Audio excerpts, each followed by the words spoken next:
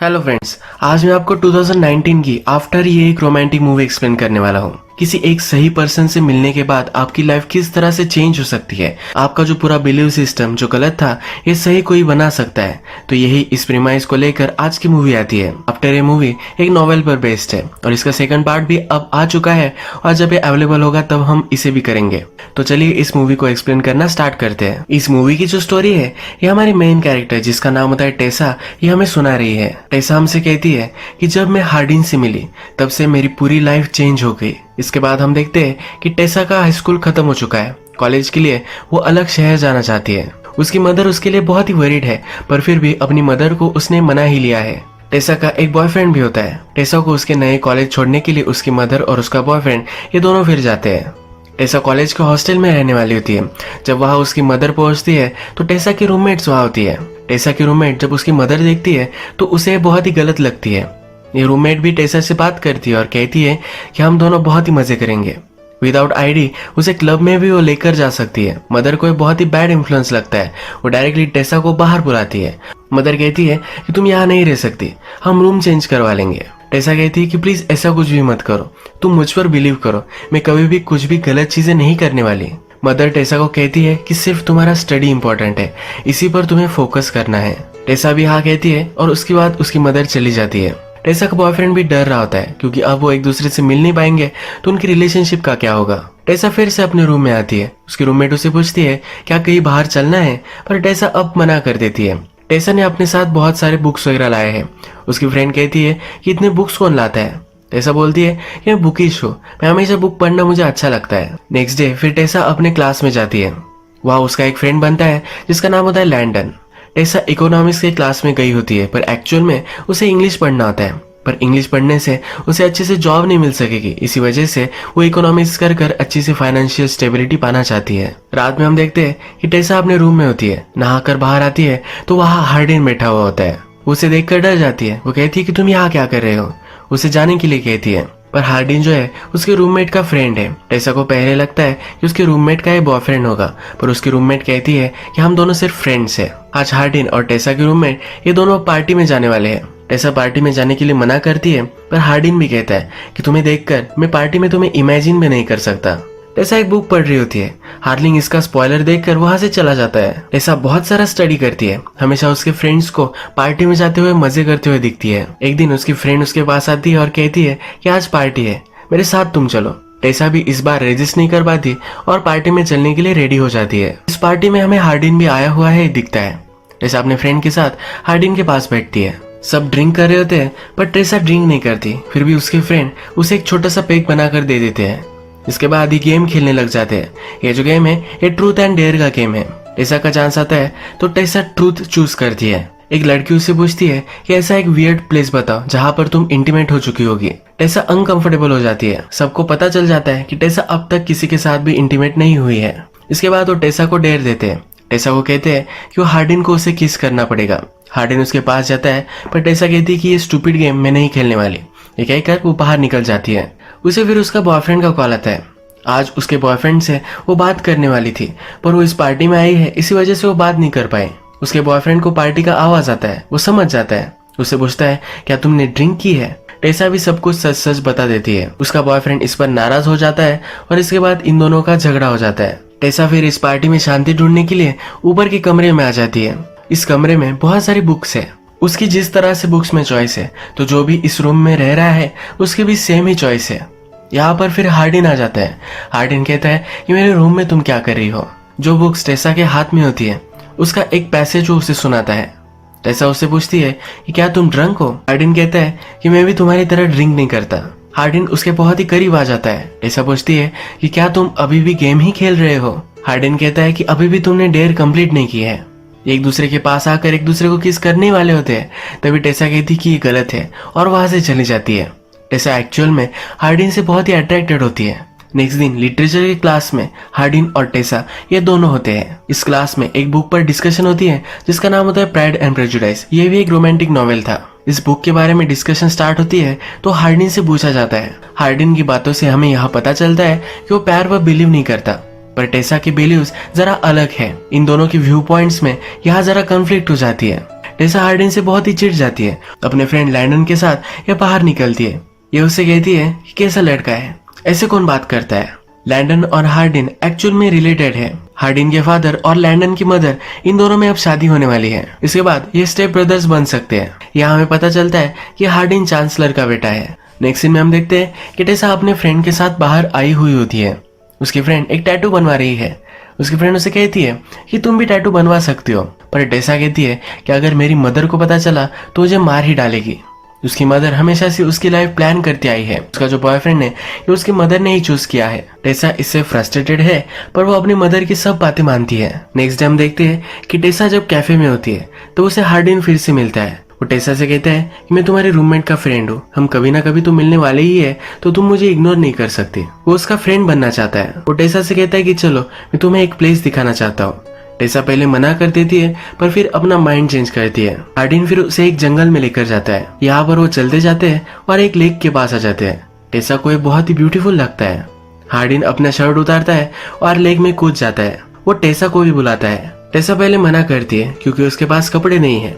और हार्डिन कहता है कि तुम मेरा शर्ट पहन सकती हो। पानी में आकर टेसा हार्डिन से पूछती है कि तुम इस वर्ल्ड में किससे सबसे ज्यादा प्यार करते हो। हार्डिन कहता है कि आंसर तो इजी है, मैं सबसे ज्यादा अपने आप से ही प्यार करता हूँ।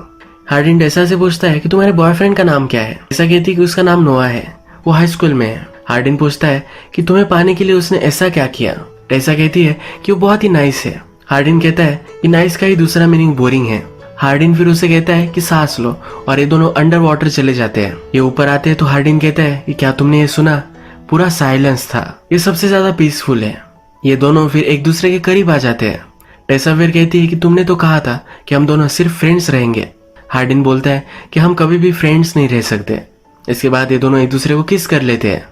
ये पूल से बाहर आते हैं और हार्डिन टेसा को टच करने लग जाता है। कुछ ही सेकंड्स में उसे टच करना वो बंद कर देता है। टेसा उससे पूछती है कि तुम स्टॉप क्यों हो गए। हार्डिन कहता है कि हमारे पास बहुत टाइम है। इस रिलेशनशिप को वो स्लोली प्रोग्रेस करना चाहता है। इसके बाद ये दोनों रेस्टोरेंट में आ जाते हैं, एक दूसरे से बहुत बातें करते हैं। टेसा उससे पूछती है कि तुम लव पर बिलीव क्यों नहीं करते। हार्डिन कहता है कि ऑफ कोर्स मैं करता हूँ।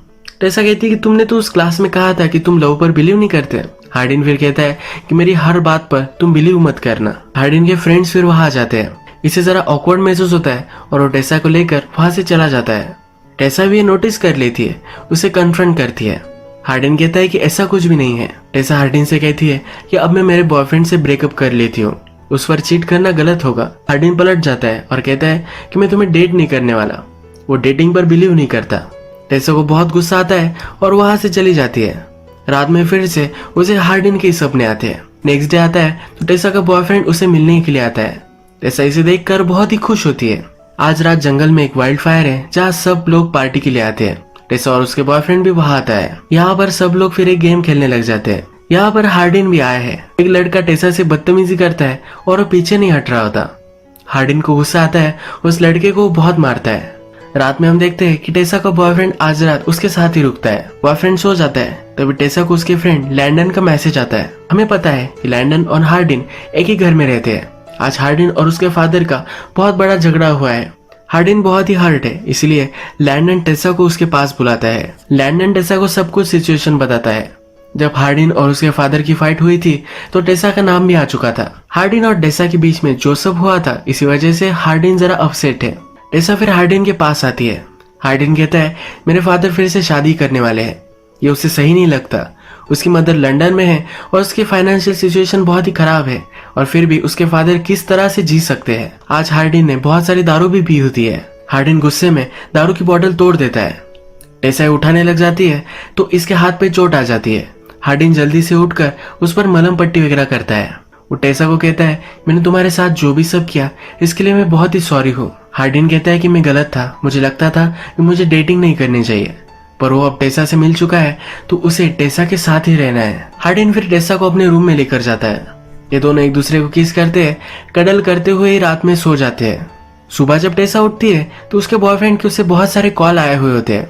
टेसा जल्दी से अपने बॉयफ्रेंड के पास पहुंचती है तो उसका बॉयफ्रेंड उसे पूछता है कि अचानक से रात में तुम कहाँ चली गई थी। टेसा कहती है कि मेरे एक फ्रेंड को हेल्प की जरूरत थी। उसका बॉयफ्रेंड उसे पूछता है ऐसा कौन सा फ्रेंड था। इन दोनों में बात ही हो रही होती है, तभी हार्डिन वहां जाता है। टेसा का बॉयफ्रेंड सब कुछ समझ गया है, वो गुस्सा होकर वहां से चला जाता है। टेसा का ये बॉयफ्रेंड उसका बेस्ट फ्रेंड भी है। वो बचपन से लेकर आज तक एक दूसरे के अच्छे फ्रेंड्स रहे हैं। उसका अपने बॉयफ्रेंड से ब्रेकअप होता है तो उसे बहुत ही बुरा लगता है। एक दो दिन वो किसी से भी बात नहीं करती। इसके बाद हम देखते हैं कि टेसा हार्डिन से मिलने के लिए आती है। ये दोनों रूफटॉप पर बात करते हैं। टेसा हार्डिन से कहती है कि वो मेरा बहुत ही अच्छा फ्रेंड था, पर तुम उससे बहुत ही ज्यादा हो। तुम मेरी लाइफ का एक बड़ा पार्ट बन चुके हो। ये दोनों एक दूसरे के साथ हैंग आउट करने लग जाते हैं, अलग अलग जगह जाते हैं। एक दिन जब ये लाइब्रेरी में होते हैं तो लाइब्रेरी क्लोज होने के बाद भी यही वो छुप जाते हैं। हार्डिन टेसा को एक रोमांटिक बुक पढ़कर सुनाता है। इनकी रिलेशनशिप बहुत ही अच्छे से चल रही होती है। एक दिन टेसा और हार्डिन टेसा के रूम में मेकआउट कर रहे होते हैं, तभी टेसा की मदर वहां आ जाती है। टेसा की मदर टेसा से बहुत ही नाराज है। उसे कहती है कि तुम्हें पढ़ाई करने के लिए यहाँ भेजा था, तुम ये सब क्या कर रही हो। टेसा कहती है कि तुम गलत समझ रही हो। मदर उससे कहती है कि अभी के अभी तुम उससे ब्रेकअप कर लो। टेसा ये करने के लिए मना कर देती है। टेसा की मदर उससे कहती है कि अगर तुमने मेरी बात नहीं मानी तो तुम्हारे पैसे वगैरह सब कुछ मैं बंद कर दूंगी। पर टेसा अभी भी ये मानने के लिए रेडी नहीं है।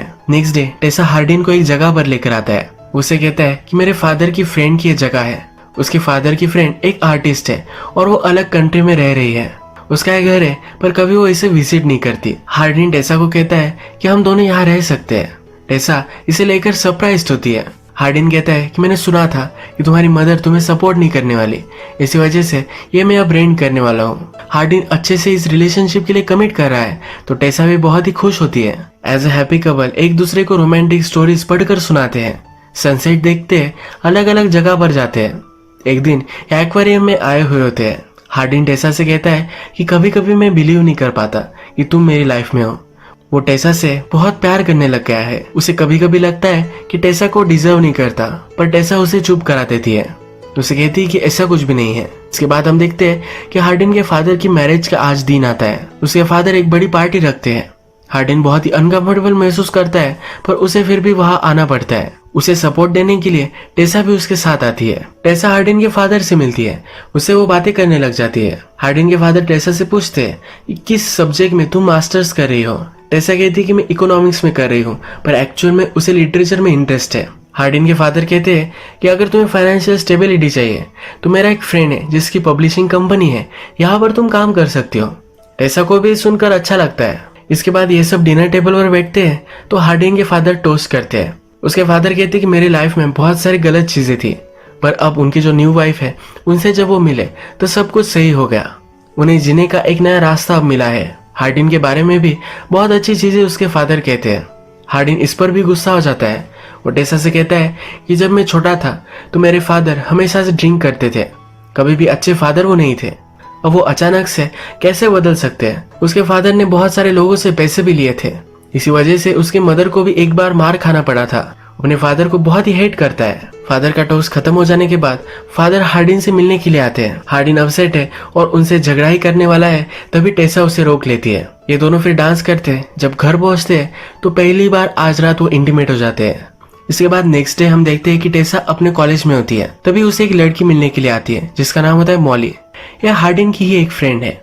टेसा से पूछती है तुम्हारा बॉयफ्रेंड कहीं दिख नहीं रहा। हार्डिन की फ्रेंड को हार्डिन और टेसा के बीच में जो रिलेशनशिप है इसके बारे में पता नहीं है। टेसा कहती है कि मैंने उसके साथ ब्रेकअप कर लिया है। यहाँ मॉली को पता चलता है कि टेसा और हार्डिन डेट कर रहे हैं। इन दोनों में बहुत ही ऑकवर्ड कन्वर्सेशन होती है। टेसा को यह बहुत ही अजीब लगता है। शाम में जब वो घर पर होती है तब हार्डिन के मोबाइल और मैसेज आते हैं। मॉली ने हार्डिन को उससे मिलने के लिए बुलाया होता है। टेसा ये मैसेजेस देखती है और हार्डिन से कहती है कि वो तुम्हें क्यों बुला रही है। हार्डिन कहता है कि तुम इसे इग्नोर कर दो, मैंने उसे रिप्लाई भी नहीं किया है। इसके बाद हार्डिन घर से बाहर निकल जाता है।